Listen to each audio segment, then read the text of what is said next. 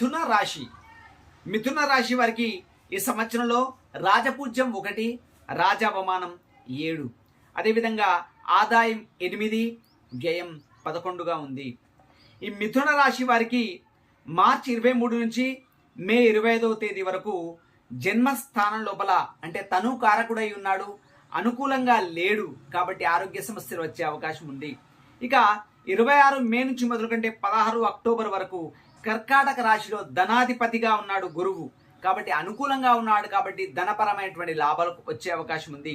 ఇక 17 అక్టోబర్ నుంచి మొదలుకంటే ఫిబ్రవరి 14 వరకు భాతృస్థానం లోపల ఉన్నాడు అంటే 3వ స్థానం లోపల ఉన్నాడు, అనుకూలంగా లేడు కాబట్టి అశుభ ఫలితాలు కలుగుతాయి.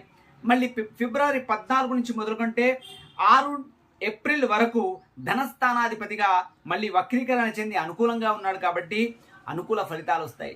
కాబట్టి ఈ మిథున రాశి వారు అనుకూలంగా ఇంకా ఫలితాలు రావడం కోసం గురు జపం చేసుకున్నట్టయితే అత్యుత్తమమైన ఫలితాలు లభిస్తాయి. అదేవిధంగా ఈ మిథున రాశి వారికి సంవత్సరం అంతా కూడా రాజ్యస్థానంలో అశుభుడై ఉన్నందున శ్రమ ఎక్కువగా ఉంటుంది, రాజ భయం ఉంటుంది, ఉద్యోగం లోపల భయం ఉంటుంది.